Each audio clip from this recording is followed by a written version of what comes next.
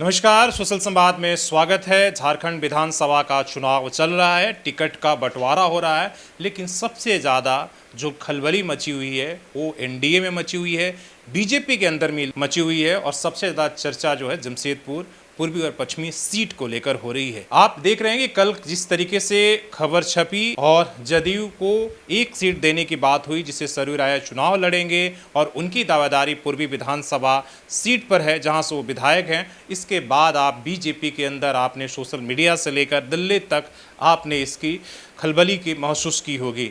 लेकिन बात अब ये है, सवाल ये है कि क्या रघुवर दास जो वर्तमान में राज्यपाल है उनको झारखंड की राजनीति में पूर्ण विराम हो चुका है, क्या वो झारखंड की राजनीति में वापस नहीं आएंगे या बीजेपी के अंदर गुटबाजी है और उसके इशारे पर इस तरह की बातें कही जा रही है। लेकिन निशिकांत दुबे ने जो ट्वीट किया है उससे तो ही स्पष्ट हो रहा है कि बीजेपी में झारखंड की राजनीति में रघुवर दास का फिर से वापस आना अभी वर्तमान में मुश्किल दिख रहा है। क्या पहले वो ट्वीट को आप पढ़िए, हालांकि ये खबर आप तक पहुंच चुकी होगी, लेकिन फिर इसके मायने और संदर्भ की बात की जाएगी।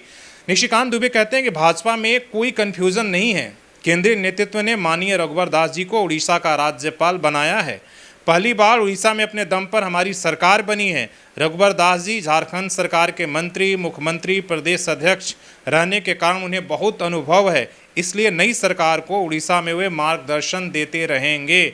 मतलब स्पष्ट है कि वो झारखंड की राजनीति में वापस नहीं आ रहे हैं। जो बातें कही जा रही थी कि वो रिजाइन देकर वापस आकर चुनाव लड़ेंगे, उस पर ये एक तरीके से कन्फर्मेशन ये कर रहे हैं कि नहीं, ऐसी कोई बात नहीं, कोई कन्फ्यूजन नहीं है, वो मार्गदर्शन देते रहेंगे। जहाँ तक सरयू राय का सवाल है तो अब वो जदयू में हैं और दोनों पार्टी का नेतृत्व गठबंधन के तहत जो निर्णय लेगा वही अंतिम होगा। मतलब ये भी कह रहे हैं कि जो लोग कह रहे हैं कि जदयू को सीट नहीं मिलेगा, सरयू राय कहीं और जाएंगे, उस पर एक तरह से पूर्ण विराम लगा रहे हैं कि भैया ऐसा नहीं, जो तय हो गया है वही होगा। और इस तरह का कयास हेमंत सरकार जी को, सरकार सोरेन जी की सरकार को भ्रष्टाचार से ध्यान हटाने की कोशिश है, वो इस तरह की बात कर रहे हैं। अब ये है कि निशिकांत दुबे किसके इशारे पर ट्वीट कर रहे हैं, खुद से कर रहे हैं या केंद्रीय नेतृत्व की तरफ से वो कर रहे हैं, या ये स्पष्ट कर रहे हैं कि जो बातें अंदर खाने हुई है उसको बाहर लाके रख दे रहे हैं। ये तमाम तरह की अपनी आकलन लगाई जा सकती है। और ये ट्वीट का देखें तो एक तरफ से रघुवर दास के जो समर्थक हैं उनको एक तरीके से निराशा हाथ लगी है और झटका लगने वाला ट्वीट है, वहीं सरयू राय के जो लोग हैं उनके लिए एक तरीके से उत्साहजनक ये बात है कि जो वो बात सरयू राय कह रहे थे उस बातों पर कहीं ना कहीं उसका कन्फर्मेशन, उसका जो है तरीके से निशिकांत दुबे ने उस बात पर मुहर लगाई है। एक बात सवाल और भी है, कल जब ढोलू महतो ने यहाँ पर प्रेस कॉन्फ्रेंस किया उसको भी जोड़कर देखा जाने लगा कि आखिर किसके इशारे पर ढोलू महतो ने यहाँ पर प्रेस कॉन्फ्रेंस किया। जिस तरीके से उन्होंने सरयू राय पर हमला बोला उसको लेकर भी कहीं ना कहीं चर्चा का विषय बना हुआ है।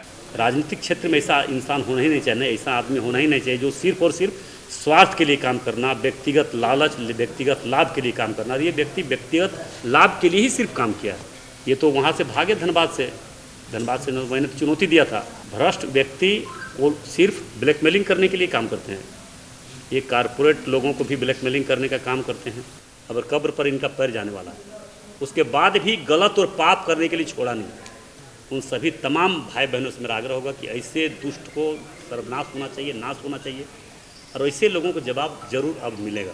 और वो भी आने वाला समय में एक तरह से मुद्दा बनेगा, जब बात ये केंद्रीय नेतृत्व ने तय कर लिया है कि बीजेपी और जदयू गठबंधन के तहत झारखंड में चुनाव लड़ेगी और उसके लिए वो सीटें भी छोड़ेगी, तो फिर जो है बीजेपी के सांसद किसके कहने पर वो सरयू राय के खिलाफ प्रेस कॉन्फ्रेंस कर रहा है। और सरयू राय ने कल, आपने देखा होगा, नहीं तो जाकर देख लीजिए, इंटरव्यू में इशारे की तरफ फिर से उन्होंने कहा है कि जिन लोगों के इशारे पर ये बात हो रही है ये केंद्रीय नेतृत्व को बताया जाएगा और आने वाले समय में वैसे लोगों के खिलाफ जो है हमारी लड़ाई और भी जारी रहेगी। मतलब सरयू राय बनाम रघुवर दास की जो है केंद्रीय नेतृत्व की तमाम कोशिशों के बावजूद भी आगे भी चुनाव में हमें लगता है कशाकश देखने को मिलेगी। और आपका क्या आकलन है, क्या सरयू राय पूर्वी से चुनाव लड़ेंगे, क्या रघुवर दास खामोश बैठ जाएंगे? ये तमाम तरह के सवाल है। और क्या उनकी झारखंड की राजनीति में वापस निशिकांत दिव्य का जो ट्वीट है उसके बाद सवालिया निशान लग रहा है कि क्या पूर्ण विराम लग जाएगा।